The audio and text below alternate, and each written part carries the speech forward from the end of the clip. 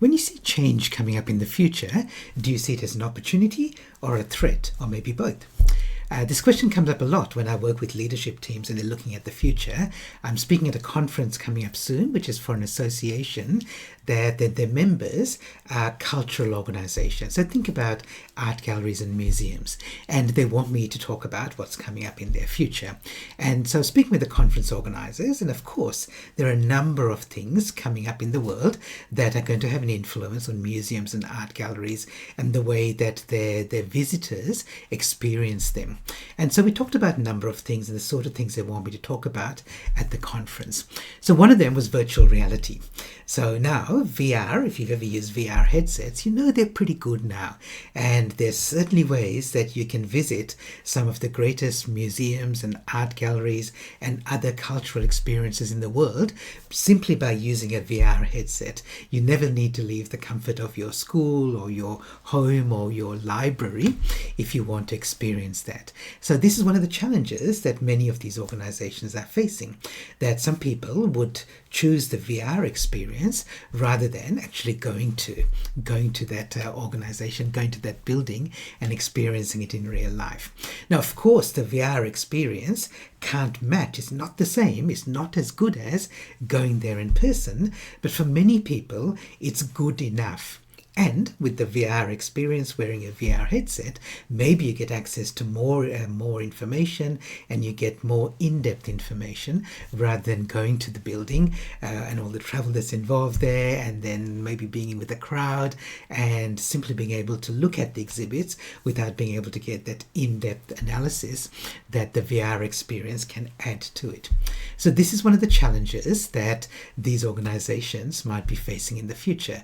So they see VR as potentially a threat, but it could be an opportunity as well, because if they do it right, they could provide VR experiences, perhaps even on their website, where somebody can experience a little bit of the real life experience using VR, and in a way that would entice them and tempt them to come to the in-person experience as well.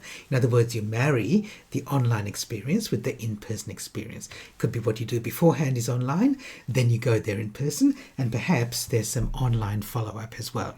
And you can see this could be really good in an educational setting for school students to be able to go to an art gallery or a museum, but have some background before they get there using VR, and then maybe have some follow-up education afterwards using some other online tool as well.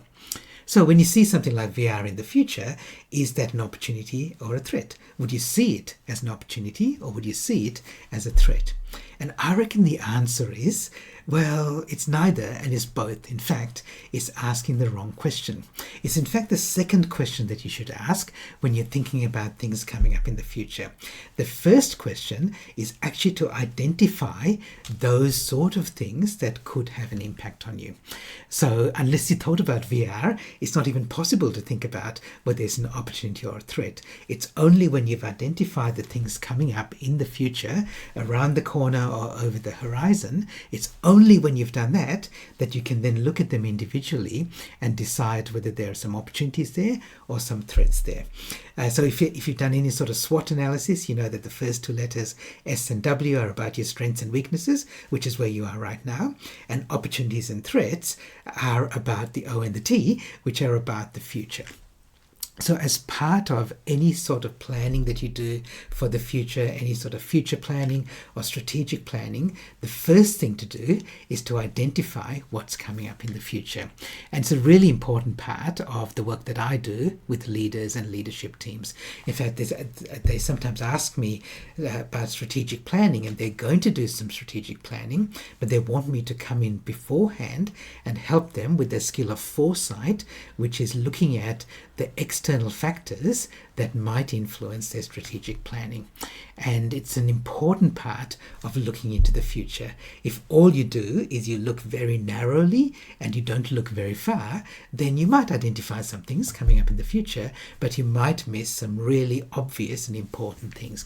It's such a valuable thing to be able to have that skill of foresight, to look deep within your industry, to look broad outside your industry, and to look far as to what's coming up in the future. I'm going to run a free public online presentation about this very soon. It's about seeing into the future, and I'll share with you some of the tools that I and other futurists use to help you understand what's coming up in the future. It's open to everybody. You'll find the link to register here, and please feel free to invite others in your team and your network as well. I'll see you in the future.